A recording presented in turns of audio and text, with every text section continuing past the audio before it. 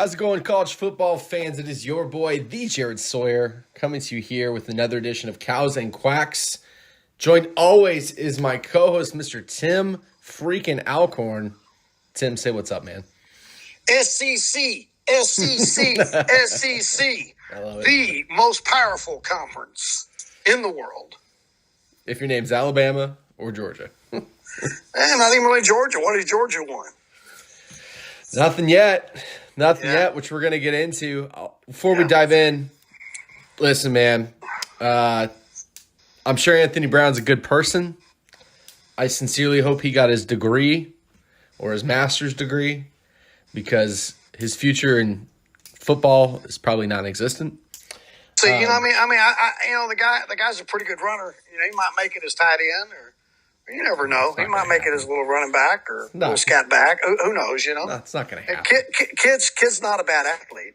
He's just scared to throw that deep ball. Guy's 27 years old, bro. If it ain't going to happen now, it's never going to happen. I'm sure he got his master's and he's ready to go. You aren't Kurt Warner, bro. It ain't going to happen later in life. He will succeed in life. He'll do okay. I genuinely wish the best for Anthony Brown. I am completely and emphatically excited about the talent that's on this Oregon team, the staff that Oregon has put together, and the opportunity that's going to present itself right out of the gate next year. If Oregon gets the pieces in place, they could be a very scary team. I have a different take on the situation. By all means, give me your take. I believe that the sole blame on you not being in the playoffs is Mario Cristobal, because if you can't get your team ready when you're third in the country to take care of business to go to the playoffs, that's on the head coach. Well, Anthony Brown can win the big game just like he did at Ohio State at the shoe. So I blame that on, and I was talking. I'll tell you a little story. I was at work, and our guests, some of our customers, Miami people, and we was talking on the radio show, and I was telling that about Cristobal, and they were excited. I said, the only thing I can tell you bad about him, he's a fantastic recruiter. He cannot do in-game adjustments. No. Worth a damn. No, he can't. I love Mario for a lot what he did for Oregon, but I have a sneaking suspicion this whole Miami deal been happening a lot. No, it's mine. If you can get up for Ohio State, how you not gonna have your players ready? He knew the Miami. He was gone for a month before he accepted. Yeah, and here's the thing. This new staff coming in with the players they have coming back, the transfers they're going to get, the recruits that are going to enroll early, and a guy named Bo Nix coming to play quarterback at Oregon is going to make this a very competitive locker room. And the cream rises to the top, brother. Oregon should be right in the mix for the playoffs next year, even if they lose to Georgia. Well, and, here's the thing. Here's the thing, and I don't know that much about Dan Lanning. I know enough about him, but the thing that sold me above everything else is when you can get a Steelers offensive line coach to go down to college. That speaks volumes. You just don't leave the NFL.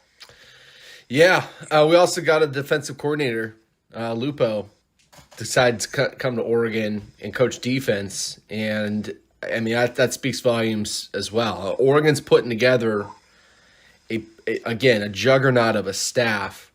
They're following the LSU 2019 blueprint. And really what they're getting the pieces in place is to have a stout, stifling defense and a prolific offense.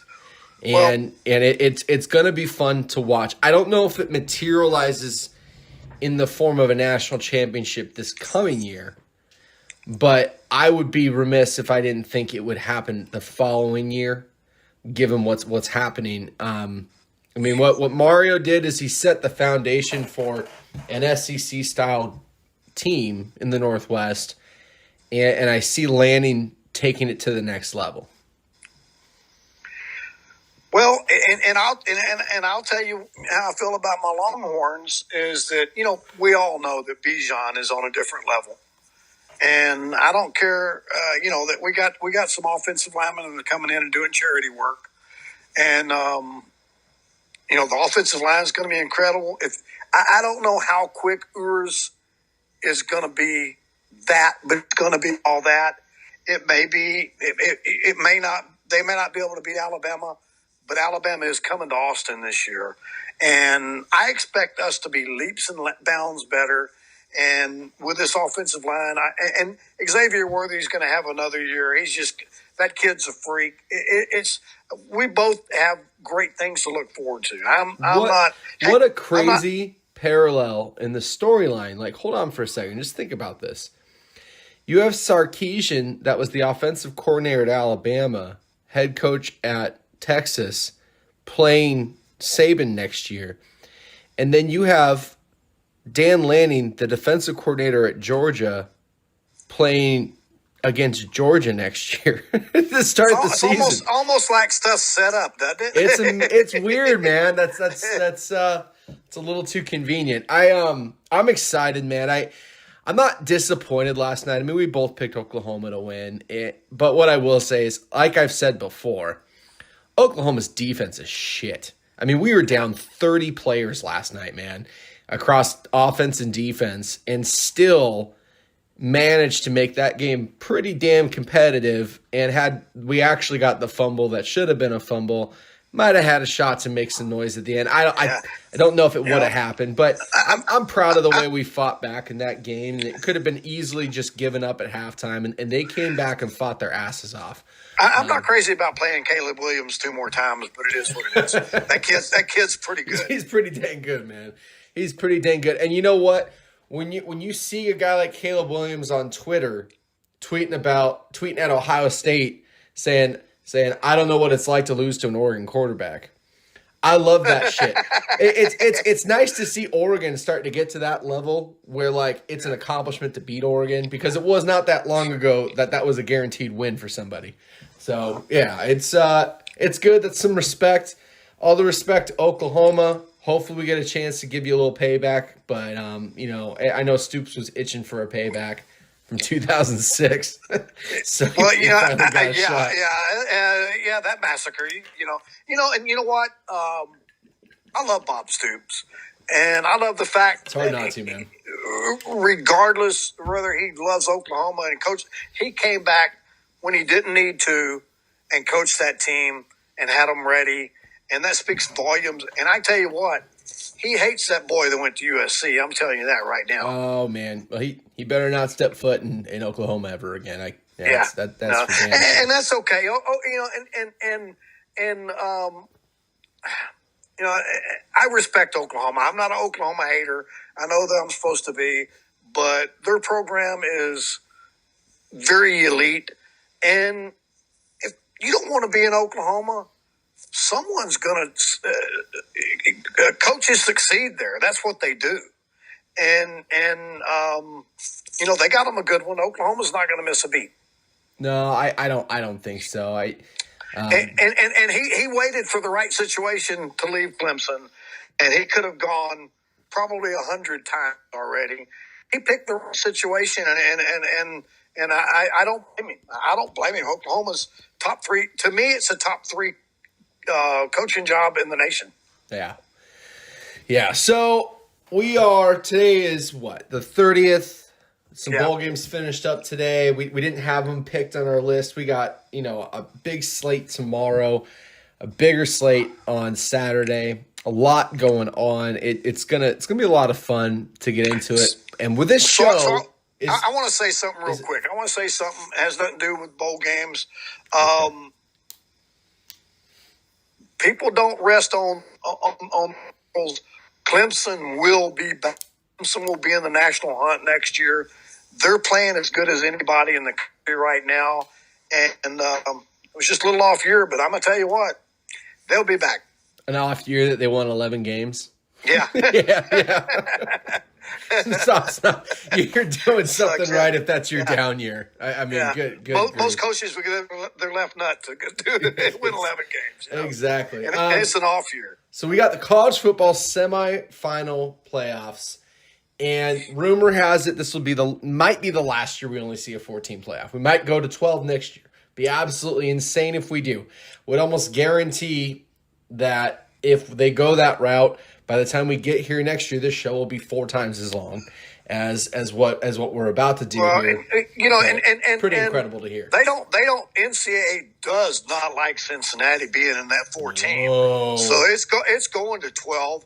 I personally get 12. I'd rather have 8, but the ideal thing is 16. I do not believe you should get a bye in college. I don't like it.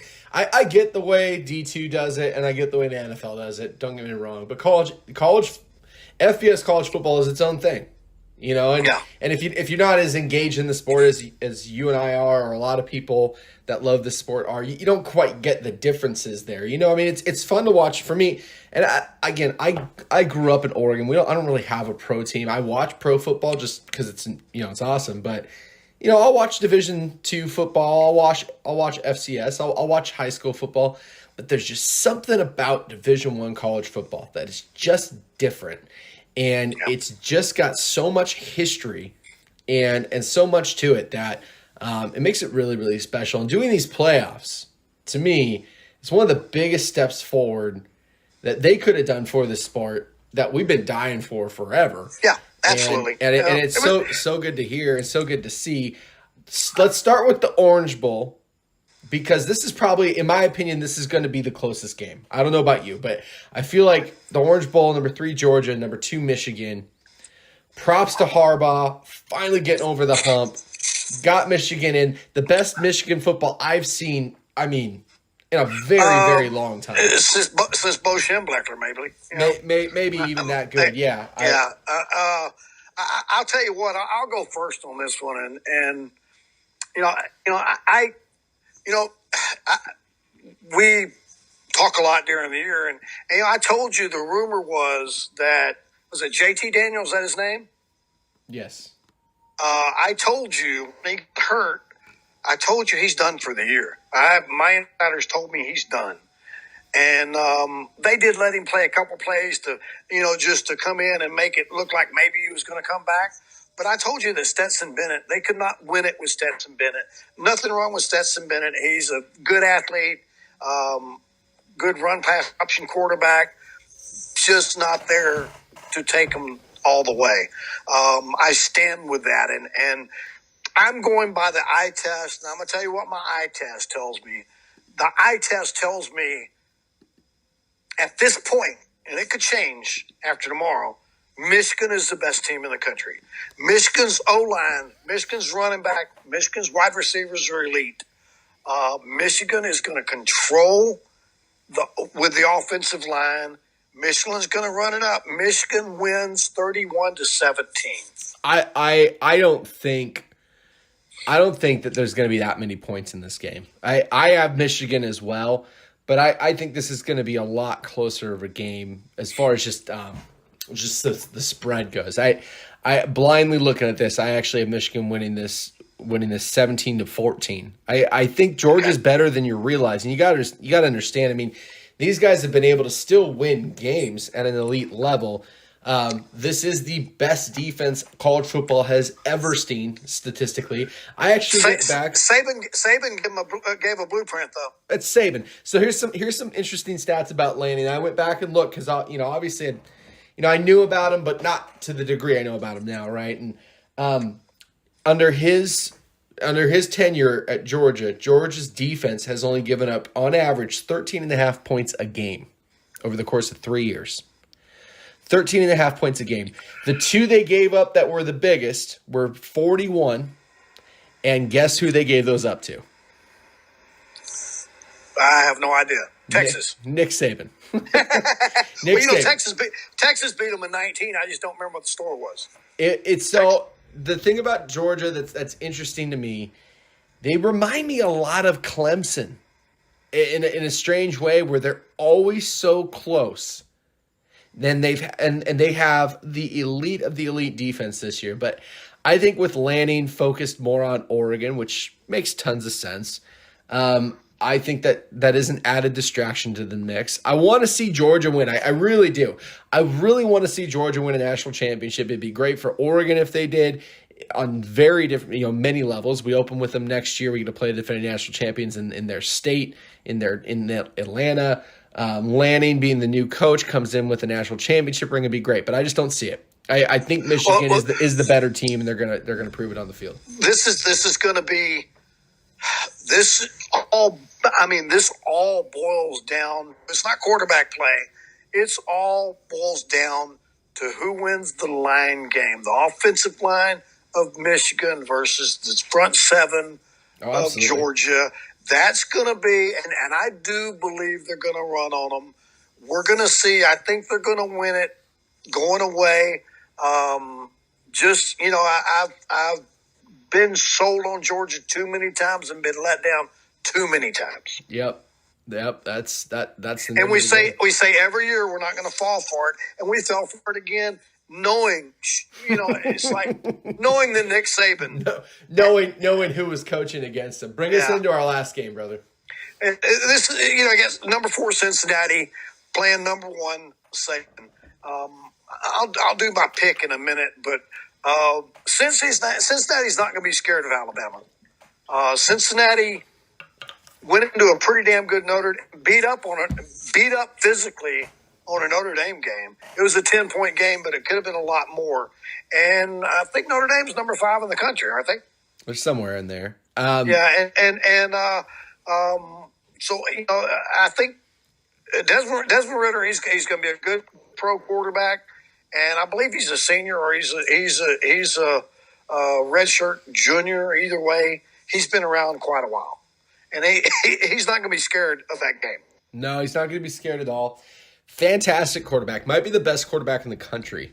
I think Cincinnati is going to be very well prepared for this game. I think they have an opportunity to do something a group of 5 team has never done before. Boise, they may have the second best coach in the league too. Boise State under Peterson got really close a couple times. TCU was in the conversation, but no Power 5 team has earned their seat at the table against the blue bloods of college football. And I got to give it to them, man. They're in the playoffs with Alabama, with Michigan, with Georgia. And you think about the impact that this game alone can have on college football. This is a bigger game than just the X's and O's and just Cincy playing Alabama. This is a humongous game in college football history. And people need to take note of that. This is a crucial game. Regardless of the score, one of the biggest college games ever. The landscape that's going to change. Luke Fickell's going to be able to walk into a living room. 5 stars are going to want to play for him. This is huge.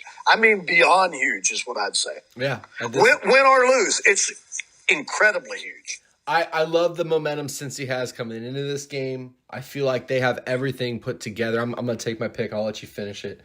I love what they've been doing, and honestly, this team's scrappy and they know how to win.